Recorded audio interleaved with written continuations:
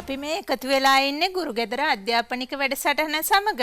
ඉතින් මං හිතනවා මේ වෙලාවේ ඉංජිනේරු තාක්ෂණ වේදයේ හදාරන සිසුන් අපිත් එක්ක එකතු වෙලා ඇති කියලා.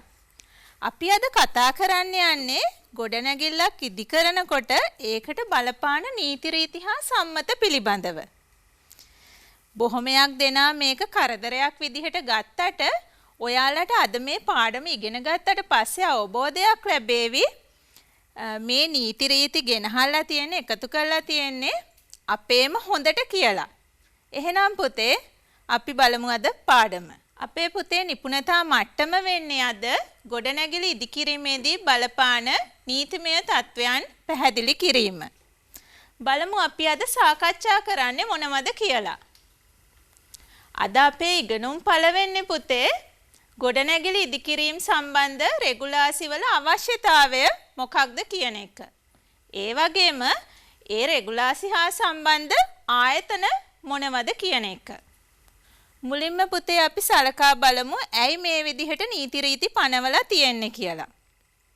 මේ නීති රීති පනවලා තියෙන්නේ පුතේ අපේම සෞඛ්‍ය ආරක්ෂිත බවට ඒ වගේම ආරක්ෂාවට. මේක කරදරයක් විදිහට හිතුවට අපි මේ කියන විදිහට අනුගත වෙලා අපේ ගොඩනැගිල්ල ඉදි කරොත් එහෙම ඒකෙන් යහපතක් වෙන්නේ අපිටම තමයි. මේ විදිහට අපි මේ කියන නීති රීති වලට එකඟ නොවී අපි ගොඩනැගිල්ලක් හැදුවොත් එහෙම ඒ හැටුම ස්ථායී නොවෙන්න පුළුවන්. ඒ වගේම සෞඛ්‍ය ආරක්ෂිත බවෙන් තොර නිසා ඒක අපිට කායික වගේම මානසික විදිහටත් බලපානවා. ඉතින් ඒක නිසා ඒ අදාළ පළාත් පාලන ආයතනය මගින් නිකුත් කරන නියෝගවලට අනුකූලව අපි ගොඩනැගිල්ලක් ඉදි කරන්නේ කොහොමද කියලා මොනවද කියන රෙගුලාසි කියලා අපි සාකච්ඡා කරලා බලමු.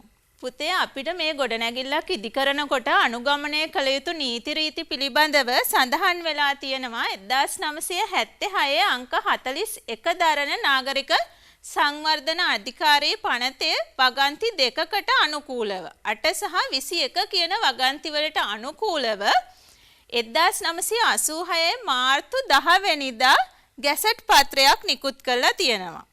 අන්න ඊට අදාළ කරුණු පිළිබඳව තමයි අපි අද සාකච්ඡා කරන්නේ. එහෙමනම් මේ කියන ගැසට් නිවේදනයට අනුකූලව ආරක්ෂාව හා සෞඛ්‍ය සම්පන්න බව යටතේ අවධානය යොමු කරලා තියෙන ප්‍රධාන අංග 6ක් තියෙනවා.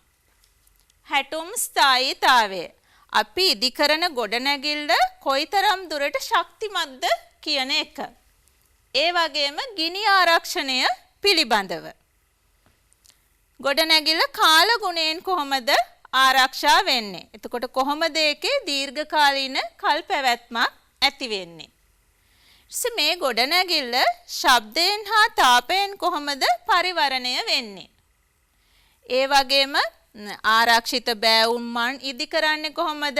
අපි හිණිපෙතක් පඩිපෙලක් හදනවා නම් ඒකෙදි කොහොමද ආරක්ෂාකාරීව අපි ඉදි කරන්නේ කියන එක පිළිබඳව. ඒ වගේම මේ ගොඩනැගිල්ල ඉදි කරාට පස්සේ ඒකෙන් කොහොමද බලශක්ති කාර්යක්ෂමතාවයක් ඇති වෙන්නේ කියලා. දැන් අපි નિયમિત විදිහට ගොඩනැගිල්ලට ආලෝකය සහ වාතාශ්‍රය ලැබෙන විදිහට අපි ඉදි කරේ නැත්නම් අපිට ස්වභාවිකව ලැබෙන ආලෝකය සහ වාතාශ්‍රය වෙනුවට අපි යාන්ත්‍රිකව ගන්න ඕනේ. එහෙනම් ඒ වෙනුවෙන් අපිට වැඩි බලශක්තියක් ලබා ගන්න වෙනවා. එහෙනම් මෙන්න මේ කරුණු ඔස්සේ තියෙන නීති රීති රෙගුලාසි මොනවද කියලා අපි එකින් එක සාකච්ඡා කරලා බලමු. එතකොට පුතේ මේ ගොඩනැගිල්ලක් ඉදි කරනකොට මම ඔයාලට කලිනුත් දවසක කිව්වා අපි අත්තිවාරමක් ඉදි කරනකොට ඒ අත්තිවාරම සාමාන්‍ය කෙනෙකුට නිර්මාණය කරන්න බෑ, ඩිසයින් කරන්න බෑ. ඒකට වෙනම ඉන්නවා වරලත් ඉංජිනේරුවරු. අපි ස්ට්‍රක්චරල් ඉංජිනියර්ස්ලා කියලා කියනවා. එයාලා තමයි තීරණය කරන්නේ ගොඩනැගිල්ල මත අත්තිවාරම මත ඇතිවන භාරය මත ඒ අත්තිවාරමේ දිග සහ පළල පිළිබඳව උස පිළිබඳව සහ අපි ඉදි කරන කුළුණු ඉදි කරනවා නම් ඒ කුළුණු වලට යොදා ගන්නා පාදමේ ප්‍රමාණය, ඒ සඳහා අපි යොදා ගන්නා වැරගැන්වුම් ප්‍රමාණය, මෙන්න මේ කියන සියලු දත්ත අපි ඉදිකිරීම් සැලසුමක් ඉදිරිපත් කරද්දී ඒ අදාළ සැලසුමේ සඳහන් කරලා තියෙන්න ඕනේ. එහෙම අපි ඒ අදාළ සැලසුම ඉදිරිපත් කරලා ඒක අනුමත කරගන්නේ එමගින් ඒ ගොඩනැගිල්ල ජීවත් වෙන අපිටම තමයි ආරක්ෂාවක් ලැබෙන්නේ. ඒ කියන්නේ નિયમિત ප්‍රමිතියෙන් යුතුව අපි ඒ ගොඩනැගිල්ල ඉදිකරේ නැත්තම්, ඒ කියන තත්ත්ව අපි පවත්වා ගත්තේ නැත්තම් ඒ ගොඩනැගිල්ල කඩා වැටීමකට ලක් වුණොත් ඒකෙන් හානියක්ටපත් වෙන්නේ එහි ජීවත් වෙන ජනතාව සහ අවට වෙසෙන අයම තමයි. ඊට පස්සේ පුතේ ඒ ඉඩමේ තියෙන කාණු පද්ධතිය පිළිබඳව අපි වෙනමම සැලසුම්හි ඇඳලා දක්වන්න ඕනේ. ඒ වගේම ඉඩමේ පිහිටා තියෙන සමෝච්ච රේඛා පිළිබඳව, ඒ අදාළ මායිම් වල තියෙන ස්ථානීය මට්ටම් පිළිබඳව අපි සැලසුමේ දක්වන්න ඕනේ. මේක ගොඩාක් දුරට බලපාන්නේ පුතේ කඳුකර ස්ථානවලදී තමයි. පහුගිය දවස්වල පුතේ ඔයාලා දැක්ක රූපවාහිනියේදී නායයාම් මත සමහර ගොඩනැගිලි කඩා වැටිලා තියෙනවා. එතනදී යම්කිසි නීතිමය ප්‍රශ්නත් ගොඩනැගුණා. මේ ගොඩනැගිලි අනුමත කරගෙනද ඉදි කරලා තියෙන්නේ කියලා. ඇත්තට මේවා નિયમિત විදිහට අනුමත කරලා ඉදි කරලා තිබුණා නම් ඒ වගේ තත්වයක් ඇති නොවෙන්න තිබුණා. ඊට පස්සේ පුතේ අපි කතා කරොත් විදුලි රැහැන් ගමන් කරනවනේ අපේ නිවාස ආසන්නයේ. එතකොට අවවෝල්ටීයතා විදුලි රැහැන් තියෙනවා, අධිවෝල්ටීයතා විදුලි රැහැන් තියෙනවා. ඒතර මේ විදුලි රැහැන් ගමන් කරද්දී අපේ නිවසේ උසම ස්ථානයේ ඉඳන් තියෙන්න ඕනේ નિયમિત දුරක් තියෙනවා. අවවෝල්ටීයතා විදුලි රැහැනක් ගමන් කරනවා නම් මීටර් 1.5ක සිරස් උසක් පවතින්න ඕනේ අපේ ගොඩනැගිල්ලේ ඉහළම ස්ථානයේ ඉඳන්. ඒ වගේම අධිවෝල්ටීයතා විදුලි රැහැනක් ගමන් කරනවා නම් මීටර් 4.5ක සිරස් හා තිරස් යන දෙපැත්තටම අවම දුරක් පවත්වා ගන්න ඕනේ. ඊට පස්සේ පුතේ අපි ගිනි ආරක්ෂණය ගැන කතා කරොත් ගොඩනැගිල්ලේ ප්‍රමාණය මත අපි මේ ගිනි ආරක්ෂණය කොහොමද පිහිටවන්න ඕනේ, මොනවාද තියෙන්න ඕනේ තත්ත්ව කියලා ගැසට් පත්‍රයේ සඳහන් කරලා තියෙනවා. එතකොට සියලුම උස ගොඩනැගිලි වල සහ වර්ග ප්‍රමාණය වර්ග මීටර් 400ට වැඩි විශාලත්වයක් තියෙන ගොඩනැගිලි වල, මහජනයා රැස්වන ගොඩනැගිලි වල කර්මාන්ත ශාලා සහ ගුදම් කියන්නේ පුතේ අපි වෙයා හවුස් කියන්නේ ගබඩා කරලා තියෙන ආයතන. ඒ වගේ තැන්වලදී අපි ගිනි නිවන උපකරණ සවි කරන්න ඕනේ ගිනි නිවන හමුදාවේ ප්‍රධාන නිලධාරියා අනුමත කරන විදිහට. ඒකෙදි පුතේ ගැසට් පත්‍රයේ සඳහන් කළා නැහැ මොනවද වෙන්න ඕනේ කියලා. නමුත් ඒ අදාළ ගිනි නිවන හමුදාවේ ප්‍රධාන නිලධාරියා විසින් නිර්දේශ කරනවා කොයි විදිහටද ගිනි ආරක්ෂක උපකරණ සම්බන්ධ කරන්න ඕනේ කියලා. එතකොට ඒ කියන නිලධාරියා පවසන ආකාරයට අපි අනුගත වෙලා ඒ අවශ්‍ය විදිහට ඒ උපකරණ සවි කරන්න ඕනේ. ඒ වගේමයි මහල් දෙකක් හෝ ඊට වඩා වැඩි මහල් ගණනකින් යුක්ත නිවාසවල සහ වර්ග මීටර් 280කට වඩා වැඩි වර්ගඵලයක් තියෙන නිවාසවල ඒ ප්‍රදේශයේ ජල නල පහසුකම් තියෙනවා නම් අනිවාර්යයෙන්ම සියලු ගොඩනැගිලිවල ජල තටාක ඉදි කරන්න ඕනේ. ඒ වගේමයි ගිනි ආරක්ෂක දොරටු පවත්වාගෙන යන්න ඕනේ. ඊට පස්සේ පුතේ අපි කතා කරනවා කාලගුණයෙන් ආරක්ෂා කිරීම පිළිබඳව.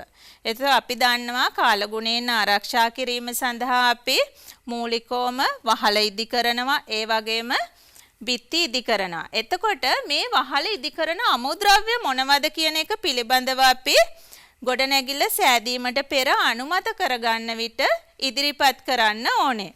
මොන අමුද්‍රව්‍යද අපි පාවිච්චි කරන්නේ කියන එක පිළිබඳව. ඒ වගේම පුතේ අපි දැන් බිත්ති ඉදි කරනකොට ඒ බිත්ති ඉදි කරන්නේ මොන අමුද්‍රව්‍ය වලින්ද, ඊට පස්සේ බිත්ති නිමහම් කටයුතු කරන්නේ මොන අමුද්‍රව්‍ය වලින්ද කියන එක පිළිබඳවත් අපි සඳහන් කරන්න ඕනේ.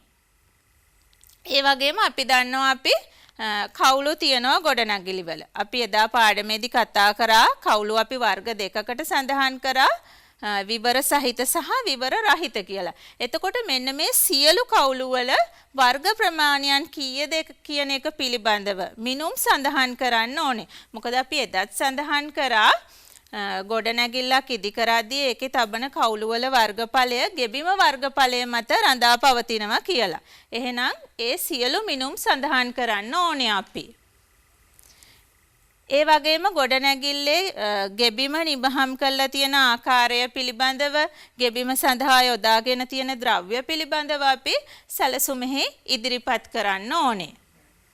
එතකොට මේ සියලු පිරිවිතර දැක්වීම තුළින් අපි බලාපොරොත්තු වෙන්නේ පුතේ සෞඛ්‍ය ආරක්ෂිත බවම විතරක් නෙමෙයි.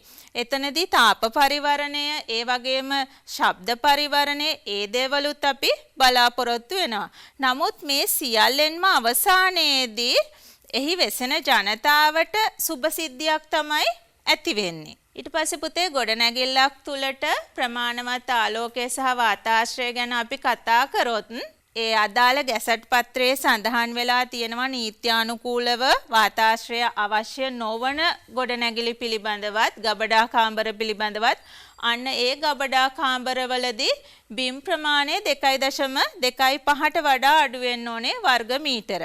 ඊට වඩා වැඩි වුණොත් අපිට අනිවාර්යයෙන්ම කවුළු තියන්න වෙනවා. ඒ වර්ග මීටර් 2.25 ගබඩා කාමරවල දිග හෝ පළල මීටර 1.5කට වඩා ඉක්මවා යන්න බෑ. ඊට වඩා අඩු අගයක් ගන්න ඕනේ. එහෙනම් අපිට වාතාශ්‍රය හෝ ආලෝකය සඳහා කවුළු තබන්න බැරි 2.25යි වර්ග මීටර් වලට වඩා අඩු වර්ගඵලයක් සහිත ගබඩා කාමර තුල පමණයි. ඊට එහා තියෙන කාමර සම්බන්ධව අපි කතා කරොත් වර්ගඵලයෙන් වැඩි කාමර සම්බන්ධව කතා කළොත් ඒ කාමරවල උස ගැන කතා කරොත් වැසිකිලි හා නාන කාමර සඳහා කොරිඩෝව මීටර් 2.1ට අඩු වෙන්න බෑ. උස පිළිබඳව අපි මේ කතා කරන්නේ. එතකොට මීටර් 2.1ට වඩා අඩු වෙන්න බෑ වැසිකිලි හා නාන කාමරවල කොරිඩෝවේ උස. ඒ වගේම පුතේ අපි දැන් මේ කතා කරේ වැසිකිලි පද්ධතිය පිළිබඳවනේ. ඒ ගොඩනැගිල්ලේ තියෙන අනෙකුත් කාමර ගැන කතා කරොත් ඒ සියලුම කාමරවල අවම උස මීටර් 2.7ට අඩු නොවිය යුතුයි. ඒ කියන්නේ මීටර් 2.7ට වඩා උසින් වැඩි වෙන්න ඕනේ.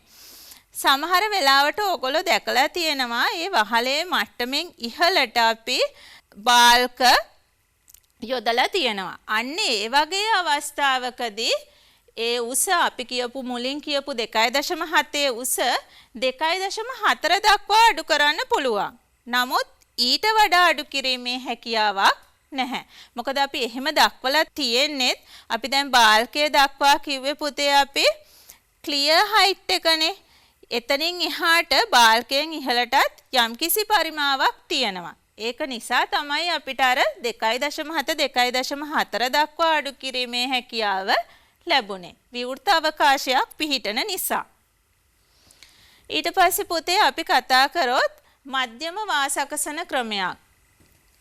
එයා කන්ඩිෂන් සිස්ටම් එකකින් අපිට වායු සමීකරණ යන්ත්‍ර මගින් ගොඩනැගිල්ලකට අපි යාන්ත්‍රිකව සපයලා තියෙනවා නම් වාතාශ්‍රය අන්න ඒ වගේ අවස්ථාවල එහෙම යන්ත්‍ර වායු සමීකරණ පිහිටන කාමරවල අවම උස මීටර් 2.4ට අඩු නොවිය යුතුයි.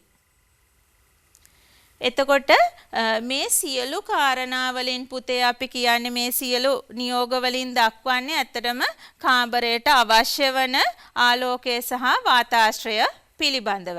මීට වඩා අඩු වුණොත් එහෙම කාමරයකට ලැබෙන ආලෝකය සහ වාතාශ්‍රය ශුද්‍ර ජීවීන් වර්ධනය වීම නිසා ඒක තුල සිටින ජීවත් වන මිනිසුන් රෝගී තත්ත්වයට පත් වෙන්න පුළුවන්. මේ තියෙන පුතේ අපි කියපු කවුළු වල වර්ගඵලය ගෙබිම වර්ගඵලය ආශ්‍රයෙන්. පළවෙනි තීරුවේ අපි දක්වලා තියෙනවා වර්ගය ඒ කියන්නේ ස්ථානය කුමක්ද කියලා. දෙවනි තීරුවේ අපි දක්වලා තියෙනවා කවුළු වල වර්ග ප්‍රමාණය ගෙබිම වර්ගඵලයෙන් කොච්චරක්ද කියන එක. ගෙබිම වර්ගඵලයෙන් භාග සංඛ්‍යාවක් විදිහට කවුළුවේ වර්ගඵලය. තුන්වෙනිව අපි දක්වලා තියෙනවා ඒ දැන් අපි කතා කරපු වර්ගඵලයෙන් කොච්චරක්ද විවෘත කරන්න ඕනේ කියන එක පිළිබඳව. පළමුව කතා කරනවා පුතේ අපි නාන කාමර සහ වැසිකිලි පිළිබඳව. එතකොට නාන කාමරයේ හෝ වැසිකිළියේ වර්ගඵලයක් තියෙනවනේ ගෙබිම වර්ගඵලයක් බිම අන්න එකෙන් 10න් එකක ප්‍රමාණයක් තියෙන්න ඕනේ කවුළුවේ වර්ගඵලය. ඊට වඩා අඩු කරන්න බෑ අපිට. එතකොට ඒ තියෙන කවුළුවේ වර්ගඵලයෙන් 100%ම විවෘත කරන්නත් පුළුවන් වෙන්න ඕනේ. ඒ කියන්නේ කොයි වෙලාවකවත් අපිට ස්ලයිඩ් ඉන් වින්ඩෝ එකක් දාන්න බෑ. ඒක විවෘත කරොත් අපිට විවෘත කරන්න පුළුවන් වෙන්නේ 150යිනේ. නමුත් වැසිකිලි හා නාන කාමරවලදී අපි යොදන කවුළුව 100% විවෘත කිරීමේ හැකියාව තියෙන්න ඕනේ. නමුත් ඔයාලා ඔය ගෙවල් වල දැකලා ඇති කොන්ක්‍රීට් වලින් හදපු ග්‍රිල් පාවිච්චි කරලා තියෙනවා. එතකොට ඒකෙදි අපිට 100%ම විවෘත කරන්න හැකියාව, ඒ කියන්නේ එළියට නිරාවරණය වෙලා තියෙනවද? නැහැ. එහෙනම් ඒ වගේ දේවල් යොදන එක සුදුසු වෙන්නේ නැහැ. එහෙම අපි ඒ වගේ දේවල් පාවිච්චි කරොත් වෙන්නේ අපි දන්නවා වැසිකිළියක් හෝ නාන කාමරයක් කියන එක නිරන්තරයෙන් විස බීජ ගැවසෙන තැනක්. අපිට එතනට තද හිරුආලෝකයක් වැටුණා නම් එහෙම මේ සිද්‍රජීවීන් විනාශ වෙලා යනවා. නමුත් අර විදිහ අපි ග්‍රිල් එකක් දාලා තිබුණොත් කොන්ක්‍රීට් වලින් තනපු ඒ හරහා ඇතුළු වන ආලෝක කිරණ ප්‍රමාණය අඩුයි. එහෙනම් ඒ තුල බැක්ටීරියා වර්ධනය වීමේ හැකියාව වැඩි. ඉතින් පුතේ ඔයාලටම තේරෙනවා ඇති මේ කරුණු පිළිබඳව අපි වැඩිදුර හිතලා බැලුවොත් අපේම ආරක්ෂාව සඳහා තමයි මේ සියලු කරුණු නියෝග පනවලා තියෙන්නේ කියන එක පිළිබඳව. ඊට පස්සේ පුතේ අපි කතා කරනවා වාහන නවතා තබන ගරාජ පිළිබඳව. ඒකෙදිත් කවුළු වල වර්ග ප්‍රමාණය වෙන්නේ ගෙබිම වර්ගඵලයෙන් 10න් එකක් විවෘත කළ හැකි ඉඩ 50%යි. කර්මාන්ත ශාලා සහ ගුදම් ඒ 10න් එකයි 50%ක ප්‍රමාණයක් විවෘත කිරීමේ හැකියාව තිබුණහම ප්‍රමාණවත්. අපි මේ කියපු වර්ග 3ට අමතරව තියෙන අනෙකුත් සියලු කාමර සඳහා වර්ගඵලයෙන් 7න් එකක් තියෙන්න ඕනේ. කවුළු වල වර්ගඵලය විවෘත කළ හැකි ඉඩ 50%ක් වෙන්න ඕනේ. මෙතනදී පුතේ බලන්න අනික් හැම එකදීම විවෘත කළ හැකි ඉඩ 50%යි. නමුත් වැසිකිලි හා නාන කාමරවලදී 100% විවෘත කිරීමේ හැකියාව තියෙන්න ඕනේ. ඊට පස්සේ කතා කරොත් අපි දැන් පුතේ යම්කිසි කාමරයක් කියන එකදී පුතේ මෙතන සාලයේ දේවලුත් අයිති වෙනවා. එක කවුළුවක් තියන්නේ නැතුව දැන් අපි සාලයක කවුළු කිහිපයක් තියෙනවානේ. මේ සියලු කවුළු වල එකතුව අපේ අදාළ පිරිවිතර වලට වඩා අඩුයි නම් එක් ක්‍රමයකින් හෝ තවත් ක්‍රම කිහිපයකින් හෝ ස්වභාවික ආලෝකයේ වාතාශ්‍රය ලැබෙන ආකාරයක් අපි සපයන්න ඕනේ. ඔය දැන් අපි ජනෙල් දොරවල් වලට අමතරව උඩින් තියෙනවනේ වා කවුළු තියන්නේ. පරණ ගෙවල් වල තියෙනවා, වර්තමානයේ දැන් දක්නට නැහැ. ඊට අමතරව පුතේ ඔයාලා දැකලා තියෙනවා වීදුරු ගල් කැට අල්ලලා, ඒ කියන්නේ අපි මේ ග්ලාස් බොක්ස් කියලා කියන්නේ අල්ලලා ස්වභාවිකව ආලෝකය ලබා ගන්න කටයුතු කරනවා. අන්නේ කුමන හෝ ක්‍රියාවලියක් තුලින්, බාහිර ක්‍රියාවලියක් තුලින් ඒ අවශ්‍ය ප්‍රමාණයට ස්වභාවික ආලෝකය හෝ වාතාශ්‍රය ලබා ගන්න ඕනේ. අපේ පිරිවිතර වලට වඩා ලැබෙන අගය අඩුයි නම්. ඒකයි පුතේ මේ පළමුව සඳහන් කරලා තියෙන එකෙන් පැහැදිලි වෙන්නේ. දැන් පුතේ සමහර කාමරවල තියෙනවා පොදු බිත්තියක්. මේ පොදු බිත්තිය සම්පූර්ණයෙන් උසටම බැඳලා නැතුව භාගයක් විවෘතව පැවතුනහම ඒ කාමරය අපිට යාබද කාමරයේ කොටසක් විදිහට සලකන්න පුළුවන්. දැන් සමහර ගෙවල් වල ඔයාලා දැකලා ඇති සාලයේම කොටසක් වෙන් කරලා තියෙනවා කෑම කාමරය සඳහා. එතනදී ඒ බිත්තිය සම්පූර්ණයෙන් බඳින්නේ නැතුව භාගයක් උසට බැඳලා තියෙනවා. ඒ කියන්නේ කොටසක් විවෘතව තියෙනවා. අන්න එහෙම කොටසක් විවෘතව තියෙනකොට ඒක සාලයේම කොටසක් විදිහට අපිට සලකන්න පුළුවන්. හැබැයි එතනදී කවුළු වල විශාලත්වය ගණනය කරනකොට අර මුළු ගෙබිම වර්ගඵලයට ගැලපෙනසේ කවුළු පිහිටවලා තියෙන්න ඕනේ. ඊළඟට පුතේ අපි මේ සඳහන් කරලා තියෙන්නේ කාමර සඳහා. ඒ කියන්නේ ඒ කාමර කියලා කිව්වට පුතේ මෙතනදී සියලු ස්ථාන ඇතුළත් වෙනවා. ඒ අදාළ ස්ථාන සඳහා පැවතිය යුතු අවම ගෙබිම වර්ගඵලය සහ අවම දිග හෝ පළල පිළිබඳව සඳහන් කරලා තියෙනවා. එතකොට අපි දැන් පදිංචිය සඳහා වූ ඒකකයක් ගැන කතා කරනකොට ඒ ඒකකයේ තියෙන එක කාමරයක් පමණක් නම් අවම ගෙබිම වර්ගඵලය තියෙන්න ඕනේ වර්ග මීටර 11ක්. ඒ වගේම අවම පළල තියෙන්න ඕනේ මීටර 3ක්. එතනදී අපි කතා කරේ එක කාමරයක් සම්බන්ධවනේ. කාමර කිහිපයක් පවතිනවා නම් පළමු කාමරය අවම ගෙබිම වර්ගඵලය වර්ග මීටර 8.5ක් වෙන්න ඕනේ. පළල 2.4ක්. අපි මේ කතා කරන්නේ පුතේ හැමතිස්සෙම අවම අගයන් පිළිබඳව. අනෙකුත් අතිරේක කාමරවල අවම ගෙබිම වර්ගඵලය වර්ග මීටර 7.5ක් වෙන්න ඕනේ. අවම පළල මීටර 2.4යි. ඊට පස්සේ අපි කතා කරොත් පදිංචිය සඳහා නොවන ගොඩනැගිල්ලක ඇල්කෝව පිළිබඳව.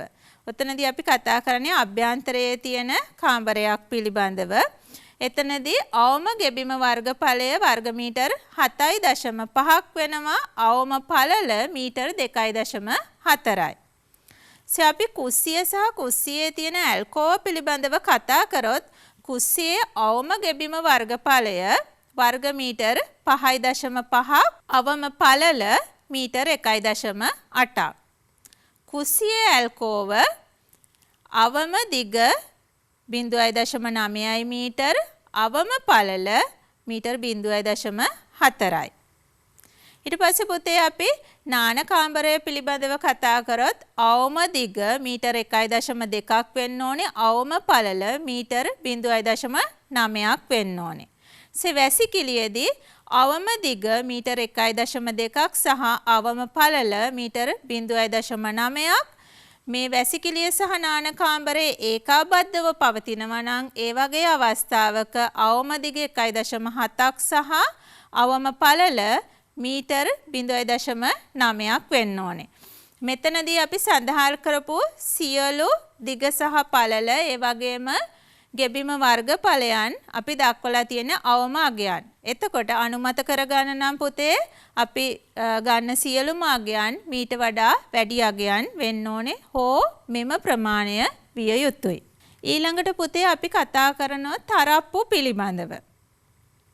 ඉස්සෙල්ලාම මේ තරප්පු සම්බන්ධ රෙගුලාසි ගැන කතා කරන්න කලින් ඕගොල්ලන්ට බලන්න මේකේ වචන දෙකක් තියෙනවා. අවසාන තීරු දෙකේ නැග්ම සහ සරපාව කියලා කියනවා අපි. ඒක ඉස්සෙල්ලාම මම ඔයාලට රූප සටහනකින් පෙන්නලා ඉවර වෙලා මේ සම්බන්ධ රෙගුලාසි ගැන සාකච්ඡා කරන්න. බලන්න පුතේ ඔය සරපාව කියලා කියන්නේ අපි අඩිය තියෙන කොටස. එතනදී පුතේ අපි ඔකට ත්‍රෙඩ් එක කියලා කියනවා. ඔතනදී ඔයාලට පේනවද පඩිය චුට්ටක් ඉස්සරහට පන්නලා තියෙනවා. අපි ඔකට නෝස් කියලා කියනවා. අන්නේ කොටසත් එක්ක පඩියේ ප්‍රමාණය තමයි ඔය සරපාව කියලා අපි කියන්නේ. පඩිය නගින උස කොටස තමයි අපි නැග්ම කියලා කියන්නේ. ඊට අමතරව පුතේ ඔතන ඔය තරප්පු උස කියලා පෙන්නලා තියෙනවා. තරප්පු උස කියලා කියන්නේ තරප්පු තට්ටු දෙකක් අතර තියෙන සිරස් උස අපි ලෑන්ඩින් දෙකක් අතර උස කියලා කියනවා. ඊට පස්සේ පුතේ ඔය අවම හිස් වාසිය කියලා පෙන්නන්නේ දැන් අපි පඩිපෙලක් නැගගෙන යද්දී ඊට ඉහළ තට්ටුවේ තියෙන ගෙබිම අපි ස්ලැබ් එක කියලා කියමුකෝ. ඒක ඔළුව වදින්න යන පුද්ගලයාගේ ඔළුවේ වදින්නේ නැති වෙන්න ඕනේනේ. එහෙනම් අන්නේ අවම හිස් වාසිය කියලා පෙන්නලා තියෙන්නේ. එතනදී ගමන් කරන පුද්ගලයාට බාධකයකින් තොරව ගමන් කිරීමට පැවතිය යුතු උස මට්ටම. එහෙනම් පුතේ අපි නැවතත් ගියොත් ඒ පිළිබඳව පනවලා තියෙන රෙගුලාසි වලට බලන්න තරප්පු අපි වර්ග 3ක් පිළිබඳව සාකච්ඡා කරනවා. එක උඩුමහලක් සඳහා භාවිත අභ්‍යන්තර තරප්පු පිළිබඳව අපි මුලින්ම සාකච්ඡා කරනවා. උඩුමහල් එකයි පවතින්නේ. ඒ වගේම අභ්‍යන්තරව තියෙන තරප්පුවක්. එතකොට ඒ වගේ තරප්පුවක අවම පළල සෙන්ටිමීටර් 75ක් වෙන්න ඕනේ. යාබද තරප්පු තට්ටු දෙක අතර උපරිම උස ලෑන්ඩින් දෙකක් අතර උස මීටර් 2ක් වෙන්න ඕනේ. පඩියක උස සෙන්ටිමීටර් 19ක් වෙන්න ඕනේ. මෙහෙම පුතේ මේ નિયમિત උසක් අපි පඩියකට දක්වන්නේ අපිට දැන් නගින්න පුළුවන් පහසුවෙන් නගින්න පුළුවන් උසක් තියෙනවනේ. කකුල ඔසවන්න පුළුවන් උසක් තියෙනවා. ඒක එක එක පුද්ගලයාගේ වයස් මට්ටම මතත් වෙනස් වෙනවා. එතකොට සියලු දෙනාට පහසුවෙන් නැගිය හැකි උපරිම උස කකුල උස්සන්න පුළුවන් උස තමයි අපි ඔතන පඩියක උස නැග්ම විදිහට දක්වලා තියෙන්නේ. එතකොට සෙන්ටිමීටර් 19යි. ඒ වගේම පඩියක පළල සරපාවත් සමග සෙන්ටිමීටර් 22.5ක් තියෙනෝනේ. අපි දන්නවා එක් එක්කෙනාගේ පාදය කකුල යටිපතුල ගත්තොත් එහෙම දිගින් වෙනස්. එතකොට ඒක සියලු දෙනාටම ගැළපෙන අගයක් තමයි ඔය පෙන්නලා තියෙන්නේ 22.5 කියලා. ඊට පස්සේ පුතේ අපි ඔය කතා කරේ නේවාසික ගොඩනැගිල්ලක් පිළිබඳවනේ. ඊට පස්සේ අපි කතා කරනවා මහජනයා රැස්වන පොදු ගොඩනැගිල්ලක් පිළිබඳව. එතකොට බලන්න මේ වගේ පොදු ගොඩනැගිල්ලක තරප්පුවේ අවම පළල 105යි. බලන්න තරප්පුවේ පළල වැඩි කරලා තියෙනවා. මොකද කිහිප දෙනෙක් එකවර ගමන් කරන නිසා. තරප්පු තට්ටු දෙක අතර උපරිම උස මීටර් 2.1යි. පඩියක උස නැග්ම අඩු කරලා තියෙනවා බලන්න පුතේ. ඒක 19 ඉඳන් 17.5 දක්වා අඩු කරලා තියෙනවා. සියලු දෙනාගේම පහසුව තකා. ඒ වගේම පඩියක පළල අර තිබ්බ අගේම තියෙනවා කලින් තිබුණු අගේම සෙන්ටිමීටර් 22.5යි. දැන් අපි මේ කතා කරේ සාමාන්‍ය නේවාසික ගොඩනැගිල්ලක සහ මහජනයා රැස්වන පොදු ගොඩනැගිල්ලක තරප්පු සම්බන්ධ රෙගුලාසි පිළිබඳව. මීට අමතරව තියෙන අනෙකුත් සියලු වර්ග පිළිබඳව දක්වලා තියෙනවා පුතේ. තරප්පුවක අවම පළල සෙන්ටිමීටර් 90යි. යාබද තරප්පු තට්ටු දෙකක් අතර උපරිම උස මීටර් 2.1යි. පඩියක උස සෙන්ටිමීටර් 17.5යි. පඩියක පළල සෙන්ටිමීටර් 22.5යි. දැන් පුතේ මේ විදිහට අපි අගයන් යොදලා තියෙන්නේ. දැන් ඔයාලා සමහර වෙලාවට ඔය සමහර ව්‍යාපාරික ස්ථානවලට යද්දී සමහර පඩිපෙළ තියෙනවා නිකන් අපිට නගින්න බෑනේ, තනි කෙලින් තියෙනවා. දැන් ඒ වගේ පඩිපෙළක නගින්න කොච්චර අමාරුද කියන එක ඔයාලා එහෙම ගිහිල්ලා තියෙනවා නම් දන්නව ඇති. අන්නේ ඒ වගේ දැන් ඒ වගේ ගොඩනැගිල්ලකට පිවිසෙන්න බෑ දැන්. ඔයාලා නම් කොහොම හරි ගියත් වයසක පුද්ගලයන්ට එහෙම යන්න හැකියාවක් නැහැ.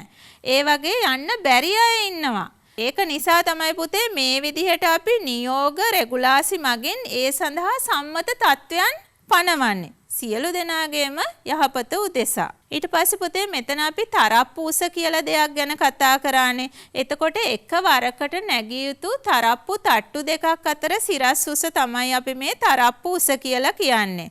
එතකොට මේ විදිහට අපි નિયમિત තරප්පු උසක් පවත්වාගෙන යාමට ප්‍රධානතම හේතුව වෙන්නේ පුතේ වයස්ගත පුද්ගලයන්ට තරප්පු පෙළ නගිනකොට අපහසුතාවයක් ඇති වෙනවා. දැන් ඒ වගේ කෙනෙක්ට එක දිගටම පඩි ටික නැගගෙන යන්න ගියොත් ඇත්තට මෙයා රෝගාතුර වෙන්නත් පුළුවන්.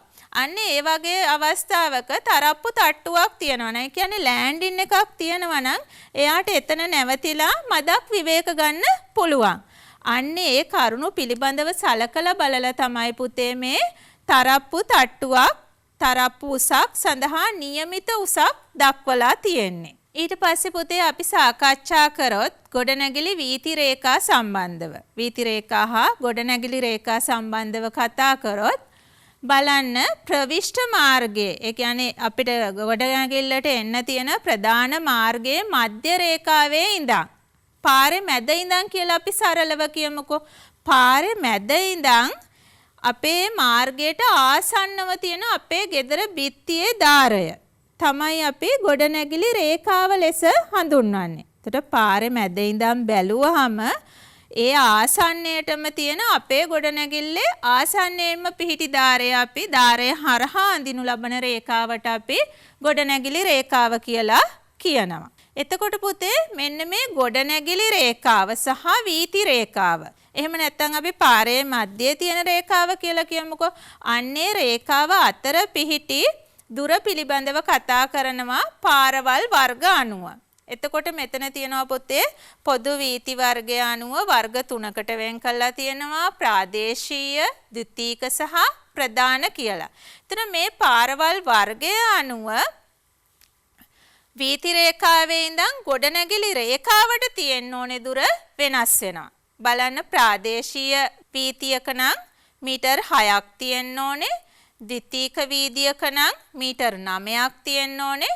ඒ වගේම ප්‍රධාන වීතියක නම් මීටර් 15ක් තියෙන්න ඕනේ. මේ කියන්නේ පුතේ අපි පාරේ මැද ඉඳන් අපේ ගොඩනැගිල්ල හරහා අඳිනු ලබන රේඛාවට. ඒ කියන්නේ ගොඩනැගිලි රේඛාව අතර තියෙන දුර සම්බන්ධව.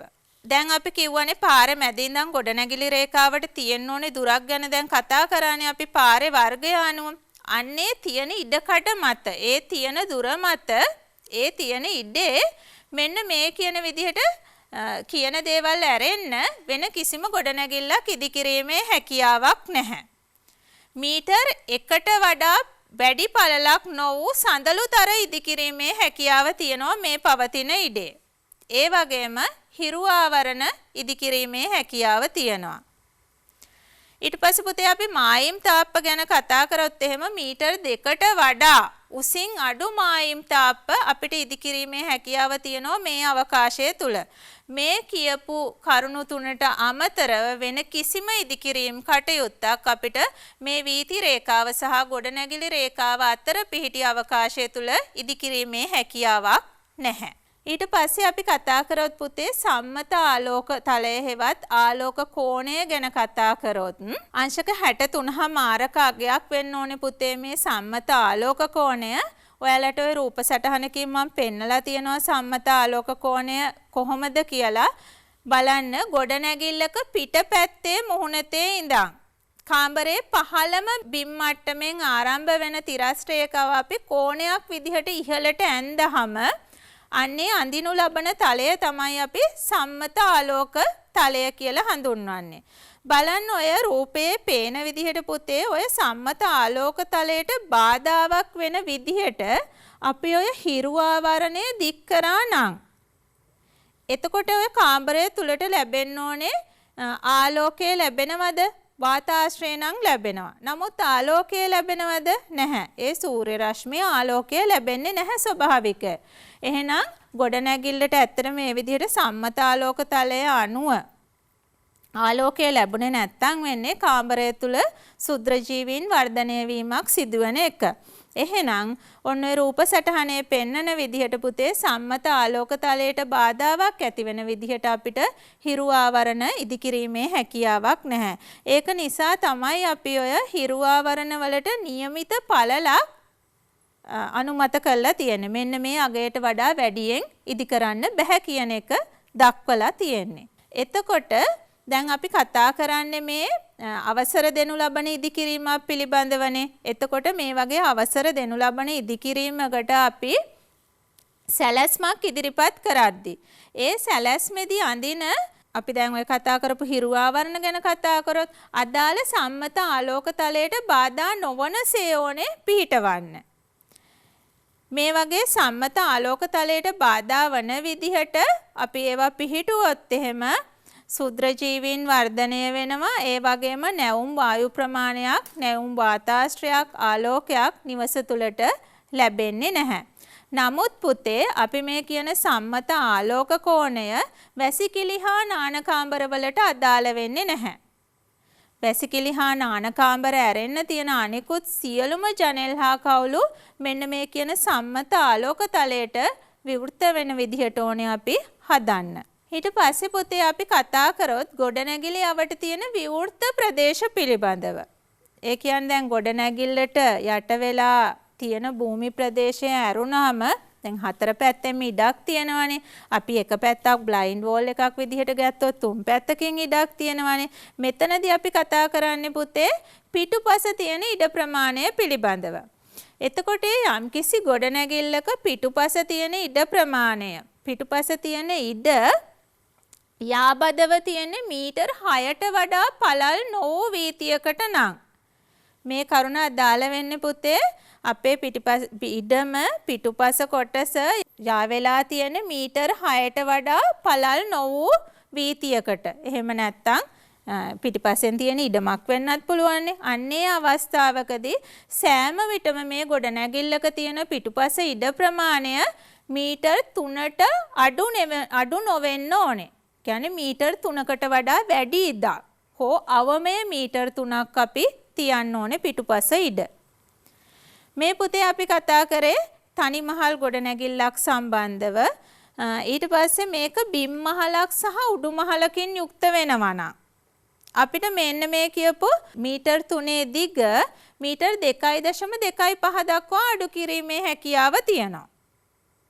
හැබැයි එතනදී අපි පැහැදිලිව දක්වන්න ඕනේ ඒ ගොඩනැගිල්ල බිම් මහලකින් සහ උඩු මහලකින් පමණයි යුක්ත වෙන්නේ. තවදුරටත් අපි මහල් ඉදිකිරීමට අදහස් කරන්නේ නැහැ කියලා. එහෙම වුණොත් අපි මීටර් 3ක් පවත්වා ගන්න ඕනේ. එතකොට පුතේ පළවෙනියට දක්වලා තියෙන එකේදී තනි මහලක් හෝ මහල් කිහිපයක් වෙන්න පුළුවන්.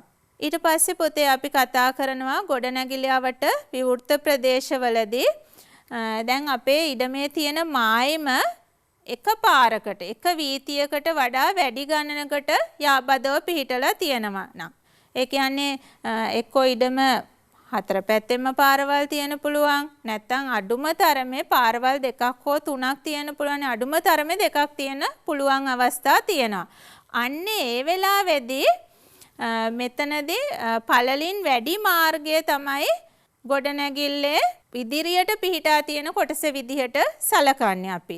එතනදී නමුත් වැදගත් කාරණයක් තියෙනවා පුතේ විශේෂ අවස්ථාවකදී අධිකාරිය විසින් අනුමත කරන්න පුළුවන් මෙන්න මේ පාර සලකන්න කියලා. මේ පාර පළලින් අඩු පාරක් තියෙනවා ඒ පාරට මුහුණලා තියෙන ප්‍රදේශය ගොඩනැගිල්ලේ ඉදිරිපස කියලා සලකන්න පුළුවන් විශේෂ අවස්ථා තියෙනවා. අන්නේ අවස්ථා හැර සෑම විටකම පළලින් වැඩි වීතියට මුහුණලා තියෙන ගොඩනැගිල්ලේ කොටස තමයි අපි ඉදිරිපස කොටස විදිහට සලකන්නේ. එතකොට ඒ පළලින් වැඩි වීතියේ සිට ඈතින්ම පිහිටි බිත්තිය තමයි අපි ගොඩනැගිල්ලේ පිටුපස බිත්තිය කියලා සලකන්නේ.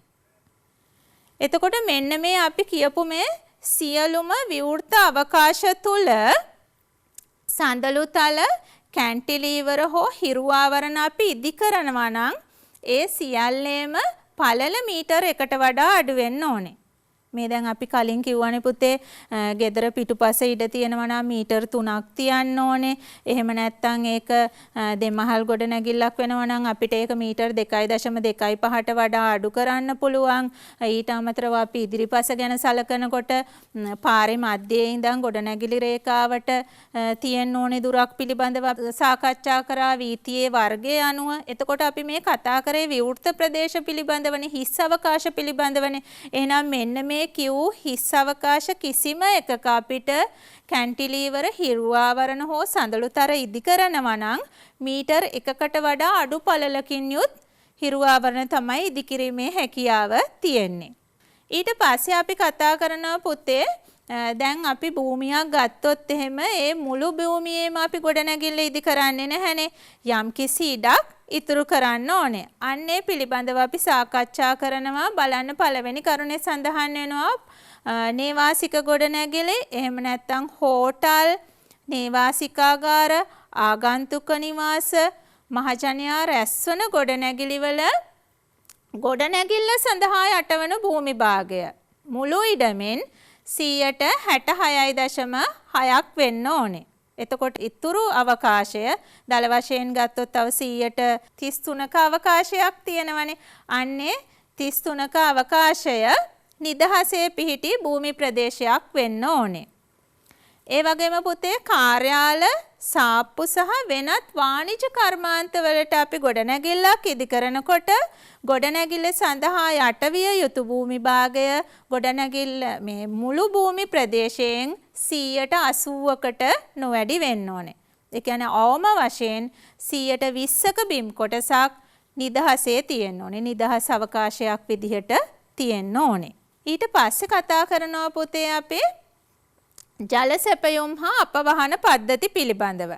දැන් අපි වර්තමානයේ දන්නවා ජනාකීර්ණත්වයත් සමග ඉඩම් බොහෝ කුඩා වෙලා තියෙනවා. ඒ කියන්නේ අවම පර්චස් 6ක වගේ ඉඩම් දක්වා දැන් ඉඩම් වල ප්‍රමාණය කුඩා වෙලා තියෙනවා. ඒතර මේ වගේ අවස්ථාවක අපි ඒ ඉඩමේ ලිඳක් කැපුවොත් ලිඳ කපන්නත් ඕනේ. ඒ වගේම ගවරවල වැසිකිලි වල කපන්නත් ඕනේ. නමුත් පුතේ හොඳට මතක තියාගන්න එහෙම වැසිකිලි වල හා ලිඳ අතර අවම පරතරය මීටර් 15ක් තියෙන්නම ඕනේ. නැත්තම් පොළව හරහා භූමියේ ජල මට්ටම වෙනස් වීම හරහා ඒ අපද්‍රව්‍ය ලිඳේ තියෙන ජලය සමග මිශ්‍ර වෙන්න පුළුවන්. නමුත් වර්තමානයේ නම් අපි බොහෝ වෙලාවට ජල සම්පාදන මණ්ඩලයේ තියෙන නල වලින් තමයි අපි ජලය ලබා ගන්නෙ. නමුත් අපි ලිඳකින් ජලය ගන්නවා නම් අනිවාර්යයෙන්ම ලිඳ සහ වැසිකිලි වල අතර අවම දුර මීටර් 15ක් පවත්වා ගන්න ඕනේ. ඊට පස්සේ පුතේ අපි වැසිකිලි සම්බන්ධව කතා කරොත් සෑම ඒකකයක් සඳහාම එක වැසිකිලියක් බැගින් තියෙන්න ඕනේ. දැන් අපි අපේ නිවසේම වැසිකිලි වලවල් කපන්නේ නැතුව දැන් අපි කතා කරොත් ඔය හවුසින් ප්‍රොජෙක්ට් එහෙම ගැන කතා කරොත් පුතේ නිවාස සංකීර්ණ ගැන කතා කරොත් ඒවැ තියෙනවා පොදු අපවහන පද්ධතියක්. එතනදී අපේ නිවසේ තියෙන අපවහන නලය අපි පොදු අපවහන නලයට එකතු කරනවා නම් ඒ එකතු කිරීමට පෙර අනිවාර්යයෙන්ම ඒ ආසන්නයේ මණු බිලක් ඉදි කරන්න ඕනේ. මණු බිලක් හරහා තමයි අපි අපේ නිවසේ තියෙන අපවහන නලය පොදු අපවහන නලයට සම්බන්ධ කරන්න ඕනේ. අපි පුතේ ඉදිරි පාඩමකදී කතා කරනවා මණු බිලක් කියන්නේ මොකක්ද කියලා. මම කෙටියෙන් කිව්වොත් එහෙම මණු බිලක්. මේක පුතේ අපි ඉංග්‍රීසියෙන් කියනවා මෑන් හෝල් කියලා. මිනිස්සෙක්ට බහින්න පුළුවන් වල කියලා අපිට මේක හඳුන්වන්න පුළුවන්. ඒ කියන්නේ දැන් අපි දන්න ඔය අපවහන පද්ධති නිරන්තරයෙන් අවහිර වීමකට ලක්වීමක් සිද්ධ වෙනවා. එතකොට අපි ඒක පිරිසිදු කරන්න ඕනේ. අන්නේ පිරිසිදු කිරීමේ ක්‍රියාවලිය සඳහා තමයි පුතේ අපි මේ මණු බිල ඉදි කරන්නේ. එහෙනම් අනිවාර්යයෙන්ම පොදු අපවහන නලයකට පෙර අපේ නිවසේ තියෙන අපවහන නලය එකතු කරද්දී මණු බිලක් හරහා අපි එකතු කිරීම අනිවාර්ය වෙනවා. මෙතනදී පුතේ මණු බිලට අමතරව අපි ජල උගුලකුත් සම්බන්ධ කරනවා. ඒක අපි මෙතනදී සඳහන් කරලා නැහැ.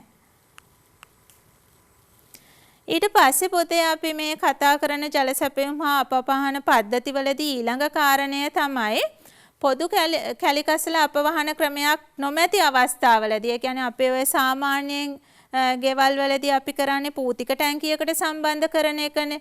එතකොට පූතික ටැංකියකට සම්බන්ධ කරන්න ඕනේ. ඒ වගේමයි පූතික ටැංකියෙන් අපි දියබස්නා වලකටත් යොමු කරන්න ඕනේ. ඒ කියන්නේ අපි සෝකේජ් පිට් කියලා කියනවා. නිකම්ම පූතික ටැංකියකට විතරක් මේ ඒ අපද්‍රව්‍ය එකතු කරන්නේ නැහැ. එතනින් එහාට ජලය ගමන් කරන්නත් අපි දියබස්නා වලකට ඒ පූතික ටැංකිය සම්බන්ධ කිරීම කරන්න ඕනේ. එතකොට මෙන්න මේ අපි හදාගන්න දියබස්නා වල වෘත්තාකාර හැඩයකට තමයි අපි හදාගන්නේ. ගොඩක් වෙලාවට අපි දැකලා තියෙන පුතේ අපි ගෙදර වල හාරලා ඉවර වෙලා ඒකට කොන්ක්‍රීට් සිලින්ඩර ඇතුල් කරන එක තමයි කරන්නේ. අර පස් කඩාගෙන වැටෙන එක වළක්වන්න. මෙතනදී මේ කොන්ක්‍රීට් සිලින්ඩර ඇතුල් කරනකොට ඕගොල්ලෝ දැකලා තියෙනවා ඒකේ සිදුරු හාරලා තියෙනවා. මේ සිදුරු ඕගොල්ලෝ දැකලා ඇති V හැඩයට හදලා තියෙනවා. මෙන්න මේ V හැඩයට ඒ සිදුරු හැදුවාම පුතේ ඒ තියෙන ජලය ඒ සිලින්ඩරය තුල තියෙන ජලය පස්වලට උරා ගැනීමේ හැකියාව වැඩිකමක් තියෙනවා. ඒ වගේමයි අපි මේක ඉදි කරද්දී තව දෙයක් ගැන සැලකිලිමත් වෙන්න ඕනේ. දැන් අපි දන්නවා වෝටර් ලෙවල් එකක්. ඒ කියන්නේ භූගත ජල මට්ටමක් කියලා එකක් තියෙනවා. එතකොට මෙන්න මේ දිය උරන වලේ තියෙන ජලය අන්න අර භූගත ජලයට එකතු වීම පිළිබඳවත් අපි සැලකිලිමත් වෙන්න ඕනේ. ඊට පස්සේ පුතේ අපි මේ අපේ ගෙදර තුල නිවස තුල එකතු වෙන කැලි කසල ගැන කතා කරොත් එහෙම ගොඩක් වෙලාවට ඔයාලා දැකලා තියෙනවා පාරේ තියෙන කුණු ටැක්ටරේට තමයි අපි ඕක දෙන්නේ. ඊට පස්සේ ඕක තවත් කොහෙට හරි ගෙනහිල්ලා කුණු කඳු වශයෙන් එකතු කරනවා. බලන වර්තමානයේදී ඔය කුණු එකතු කිරීමේ ක්‍රියාවලිය විශාල සමාජ ගැටලුවක් බවට පත් වෙලා තියෙනවා. එතකොට අපි මෙතන ගැසට් පත්‍රයේ සඳහන් වන ආකාරයට අපේ නිවසේ එකතු වෙන කැලිකසල අපේ නිවස තුලම සෞඛ්‍ය ආරක්ෂිත ක්‍රමවේදයකට බැහැර කරනවා නම් තමයි ඒක වඩා සුදුසු වෙන්නේ. නැත්තම් දැන් ඇති වෙලා තියෙන රටේ ඇති වෙලා තියෙන ප්‍රශ්නය අනුව අපි මේක ප්‍රතිචක්‍රීය ක්‍රියාවලියකට යොමු වෙන්න ඕනේ. අපිට අපේ නිවසෙන්ම පුළුවන් නම් මේ එකතු වෙන කැලිකසර පොහොර බවට පත් කරන්න ඒක මං හිතනවා අපිට වගේම රටටත් ලොකු යහපතක් වෙනවා කියලා. ඊට පස්සේ පුතේ අපි කතා කරොත් එහෙම විදුලි වැඩ සහ ජල නල වැඩ ගැන කතා කරොත් එහෙම මේවා බොහොම සෞඛ්‍ය ආරක්ෂිත සහ ආරක්ෂාකාරීව සිදු කරන්න ඕනේ දේවල් වෙනවා. එතකොට මෙන්න මේ කාර්යයන් අපි එක් එක් පුද්ගලයන් ලවා සිදු කරගත්තට ගැසට් පත්‍රයේ සඳහන් වෙන්නේ පුතේ අපි මේ සියලු කාර්යයන් ලියාපදිංචි කාර්මිකයන් විසින් ඉටු කර ගන්න ඕනේ කියලා. එතකොට ඒ අදාළ පළාත් පාලනය තුල මේ කාර්මිකයන් ලියාපදිංචි වෙලා සිටිනවා. අන්නේ ලියාපදිංචි වෙලා සිටින කාර්මිකයන් හරහා අපිට මේ කාර්යයන් සිදු කරගත්තොත් වඩාත් ගුණාත්මක තත්වයෙන් යුතුව අපිට කාර්ය නිම කිරීමේ හැකියාව තියෙනවා. එනම් පුතේ ඔයාලත් මේ පිළිබඳව අවධානය යොමු කරනවා නම් ඒක වඩාත් වැදගත් වේවි. ඊට පස්සේ පුතේ අපි අන්තිමටම කතා කරනවා අනුකූලතා සහතිකය. COC කියලා අපි කියනවා Certificate of Completion. ඒ කියන්නේ පුතේ දැන් අපි මෙච්චර වෙලා කතා කරේ අපි ගොඩනැගිල්ලක් මොන තත්ත්ව යටතේ මොන රෙගුලාසි මොන නීති යටතේද ඉදි කරන්න ඕනේ කියලානේ. දැන් එතකොට අපි මේ සියලු නීති රීති වලට අනුකූල වෙන විදිහට අපේ සැලසුම අපි ඉදිරිපත් කරනවා. ඉදිරිපත් කරලා ඉවර වෙලා ඔය සැලසුමට අනුකූලව අපි අපේ නිවස ඉදි කරනවානේ. මෙන්න මේ නිවස ඉදි කරාට පස්සේ ඒ අදාළ පළාත් පාලනයේ නියෝජිතයෙකු විසින් නිලධාරියෙකු විසින් අපේ නිවසට ඇවිල්ලා ඒ අදාළ සැලසුමට සාධාරණයක් වෙන විදිහට අපි මේ ඉදිකිරීම සිදු කරලා තියෙනවද කියලා බලනවා. අපි ඒ සිදු කරලා තියෙනවා නම් ඒ નિયમિત ආකාරයට අපිට අනුකූලතා සහතිකයක් ලබා දෙනවා. අපි මේ નિયમિત ආකාරයට ගොඩනැගිල්ල ඉදි කරලා තියෙනවා කියලා. එතකොට පුතේ මේ අනුකූලතා සහතිකය විදුලිය සහ ජල වැනි සේවාවන් ලබා ගැනීමේදීත් වැදගත් වෙනවා. ඒ වගේමයි මේ සහතිකය ගැන අපි සැලකිලිමත් නොවුනත් මේ කියන කරුණ ඔස්සේ අපි ගොඩනැගිලි ඉදි කරා නම් පුතේ ඒ දේවල් කොයිතරම් දුරට අපිට යහපතක් වෙනවද කියන එක මේ කරුණු පිළිබඳව දැන් සාකච්ඡා කරද්දී ඔබට වැටහෙන්න ඇති. එහෙමනම් පුතේ අපි අපේ විෂය නිර්දේශයට අදාළව ගැසට් පත්‍රයේ සඳහන් වෙන කරුණු මොනවද කියලා සාකච්ඡා කරා. එහෙනම් අපි බලමු මේක ප්‍රායෝගිකව කොහොමද භාවිතයට ගැනෙන්නේ කියලා. එතකොට පුතේ දැන් අපි කලින් සාකච්ඡා කරානේ පළාත් පාලන ආයතනයකින් තමයි අපි මේ සඳහා අනුමැතිය ලබා ගන්න ඕනේ කියලා. එහෙනම් බලමු අපි මේ පළාත් පාලන ආයතනයකින් අනුමැතිය ලබා ගනිද්දී මොනවද ඉදිරිපත් කරන්න ඕනේ ලියකියවිලි කියලා. දැන් මම ඔයාලට මෙතන ගෙනහල්ලා පෙන්නලා තියෙනවා පුතේ ඉඩම් අනුබෙදුමක් සඳහා අනුමැතිය ලබා ගැනීමේ අයදුම් පත්‍රයක්. දැන් අපි මුලින් මෙතනදී කතා කරා ගොඩනැගිල්ලක් ඉදිකිරීමේදී නීති රීති පිළිබඳව. ඊට කලින් පුතේ අපි මෙන්න මේ විදිහේ අයදුම් පතක් පුරවලා අපි ඉඩම පිළිබඳව අනුමැතිය ලබා ගන්න ඕනේ. ඒ කියන්නේ ගොඩනැගිල්ලක් ඉදිකිරීම සඳහා මේ ඉඩම සුදුසුද කියන එක පිළිබඳව මේ විදිහේ අයදුම් පතක් අපි ඉදිරිපත් කරලා ඉවර වෙලා මුලින්ම අනුමැතිය ලබා ගන්න ඕනේ. එතකොට මේකෙදි පුතේ කරුණු කිහිපයක් සඳහන් වෙනවා. ඒ කියන්නේ දැන් අපි හිතමුකෝ මම පොඩි උදාහරණයක් ගැන කිව්වොත් එහෙම අපේ ඉඩම උසයි නම් පාරට වඩා අපි එතනදී ආනතියක් බෑවුමක් ඉදි කරන්න ඕනේනේ. අපි රෑම්ප් එකක් කියලා කියනවා. එතකොට මේ රෑම්ප් එක විහිදෙන්න ඕනේ අපේ ගොඩනැගිලි සීමාවේ ඉඳන් ඉඩමේ මායමේ ඉඳන් ගොඩනැගිල්ල දෙසට. ඒ වගේම අපි කතා කරොත් පාරේ පළල ගැන කතා කරොත් එහෙම මේ නිවාස 4ක් දක්වා වූ පාරක පළල වෙන්න ඕනේ අඩි 10යි. එතකොට නිවාස 4ට වඩා වැඩි නම් පාරේ පළල අඩි 15ක් වෙන්න ඕනේ. මේ අනාදී වශයෙන් පුතේ මේකට අදාළ කරුණු කිහිපයක්ම අපි කතා කරපු කරුණු වලට අමතරව තවත් වැදගත් කරුණු මේ අයදුම් පතේ සඳහන් වෙලා තියෙනවා. එතකොට ඒ කියන කරුණු වලට අනුකූල නම් තමයි අපිට ඉඩම අනුමත කරගැනීමේ හැකියාව තියෙන්නේ. එතකොට පුතේ මේ තව විශේෂ කරුණක් කියන්න ඕනේ ප්‍රායෝගික බව ගැන කතා කරනකොට දැන් අපි දන්නවා සර්වේයර් කෙනෙක් තමයි ඉඩම අපේ මැනුම සිද්ධ කරන්නේ. අන්නේ සර්වේයර් ලැබුවම අපිට මේ අයදුම්පත සම්පූර්ණ කරගන්න පුළුවන් නම් ඒ වෙලාවෙම සම්පූර්ණ කරගන්නවා නම් අපිට ඒ සඳහා මුදලක් වැය වෙන්නේ නැහැ. නමුත් අපි පසුව අනුමැතිය ගැනීමේදී අයදුම්පත සම්පූර්ණ කර ගැනීමේදී අපිට ඒ සඳහා වියදමක් දැරීමට සිද්ධ වෙනවා. ඊට පස්සේ පුතේ මම මේ කතා කරන්නේ ඔයගලන්ට ගොඩනැගිලි අයදුම්පත පිළිබඳව. දැන් අපි මෙතනදී සාකච්ඡා කරා ගොඩනැගිල්ලක් ඉදිකිරීමේදී අපි පවත්වා ගන්න ඕනේ නීති රීති මොනවද කියලා. ඊට අමතරව තවත් නීති කිහිපයක් මේ පොතේ අන්තර්ගත වෙනවා පුතේ. නමුත් කියන්න ඕනේ මේ පොත්වල අඩංගු කරුණුත් අදාළ පළාත් පාලන ආයතනය අනුව වෙනස් වෙනවා. දැන් මම ඔයාලට මේ ගෙනහලා තියෙන්නේ කඩුවෙල මහනගර සභාවේ අයදුම්පතක්. මේක ගැන කතා කරොත් අපි දන්නවා මාළඹේ තියෙනවා තොරතුරු තාක්ෂණ කලාපය. එතකොට ඒ තොරතුරු තාක්ෂණ කලාපය ආසන්නයේ අපි නිවසක් ඉදි කරනවා නම් ඒකට තොරතුරු තාක්ෂණ කලාපයට අනුකූලව වෙනම ගැසට් පත්‍රයක් නිකුත් කරලා තියෙනවා. දැන් අපි කතා කරොත් එහෙම වන සංරක්ෂණය, ඒ කියන්නේ රක්ෂිත කලාප ආසන්නයේ අපි මොකක් හරි ඉදිකිරීමක් කරනවා නම් ඒ රක්ෂිත කලාප සඳහා වූ වෙනම ගැසට් නිවේදන තියෙනවා. එතකොට ඒ අදාළ පළාත් පාලන ආයතනය ඉඩම පිහිටන තැන අනුව පුතේ අපි මේ කියපු කරුණු වලට අමතරව තව තවත් නීති රෙගුලාසි තියෙනවා.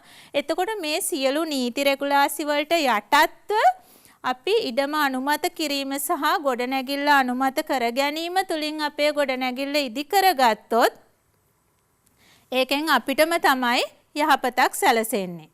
එහෙමනම් දුවේ පුතේ අපි අද මේ ඉගෙනගත්තු කරුණු ඔයාලගේ අධ්‍යාපනික ජීවිතයට වගේම ප්‍රායෝගික ජීවිතයටත් එකතු කරගනිමින් අධ්‍යාපන කටයුතු වල නිරත වෙන්න. තවත් දවසක අලුත් පාඩමකින් හමු වෙන බලාපොරොත්තුවෙන් මම ඔයාලගෙන් සමුගන්නවා. ඔයාලට සුබ දවසක්. ආයුබෝවන්.